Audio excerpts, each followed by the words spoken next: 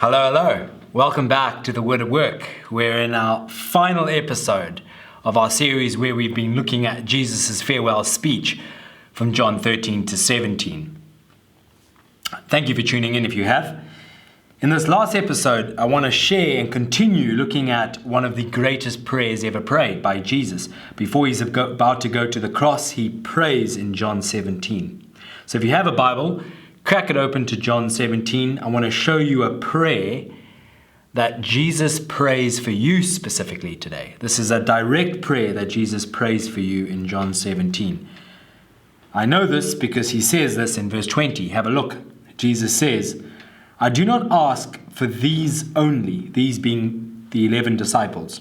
I do not ask for these only, but also for those who will believe in me through their word. So Jesus is directly praying for the church, for the disciples that will follow him because of the 11 disciples' testimony. So as I read John's gospel, as I come to know Jesus and believe in him and trust him, this is a prayer for me through the Apostle John's words. And so this is a direct prayer of Jesus for you. And I pray that it would shape you and undergird you and keep you and show you what to pray, and it'll give you a further glimpse into Jesus' heart and his purposes.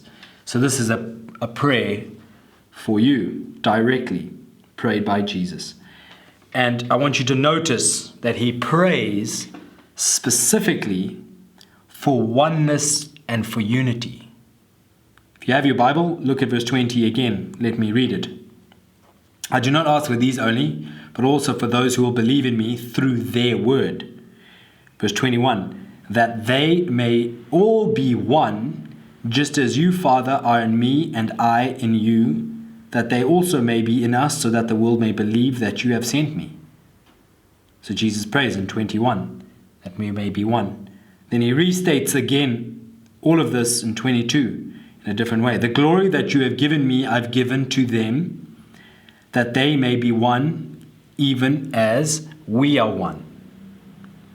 I in them, you in me, that they may be perfectly one, so that the world may know that you have sent me and loved them just as you have loved me. In the space of 4 verses, Jesus prays for you and I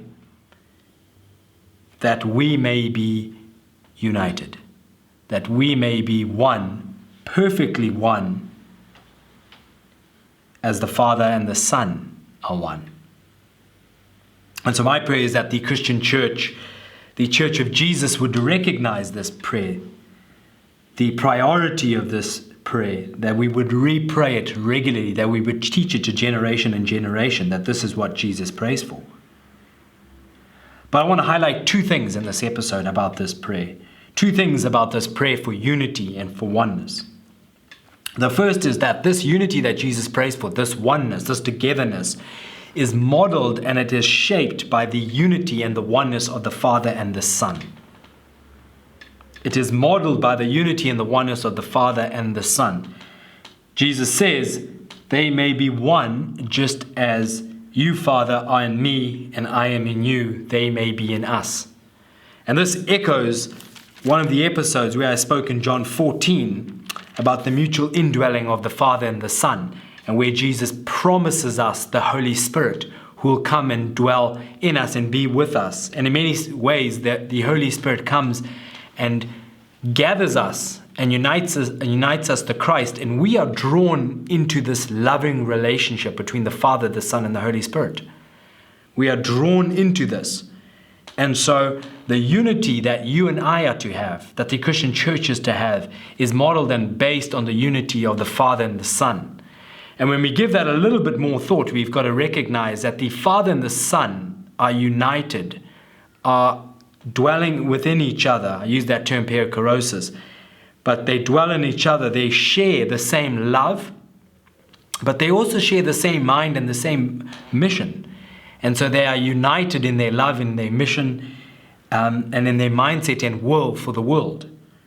And so Jesus wants us as Christians today to be united, to be perfectly one in our thinking about Jesus and his mission, and in our thinking about who God is and what he has done.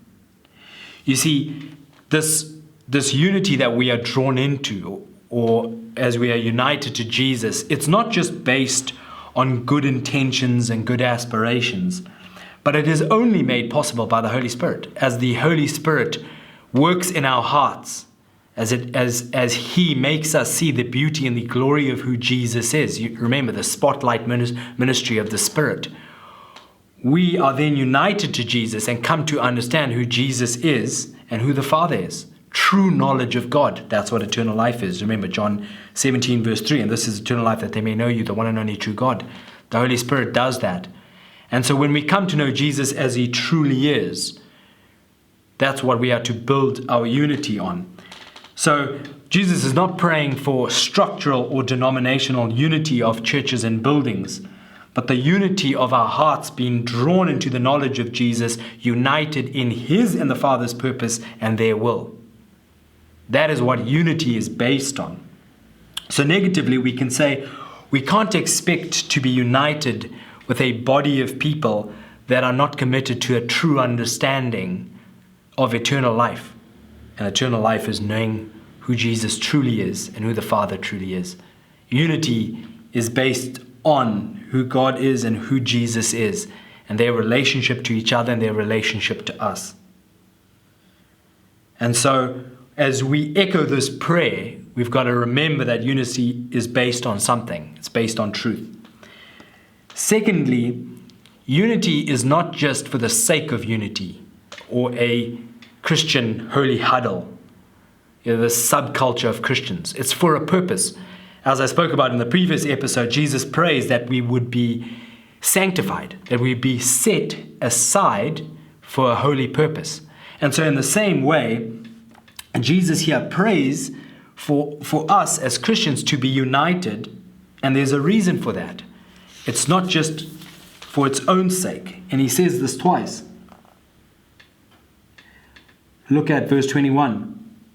That they may all be one, just as you, Father, are in me and I in you, that they also may be in us, so that, purpose statement, so that the world may believe that you have sent me. In verse 23, I in them, you in me, that they may become perfectly one, so that the world may know that you have sent me and loved them, even as you have loved me. So Jesus prays directly for you and for me, for our Christian unity, and that is for a purpose, that we be set aside for God's purposes, and that is to reach the world. That the watching world may know that Jesus was sent by a loving Father when we are united in our understanding of Jesus and our relationship with Him and His purpose in the world. And so I hope that this will stir you on, would undergird you, would show you that unity has a missional purpose. Unity is for the sake of others. Christian unity and oneness is for the sake of the lost world.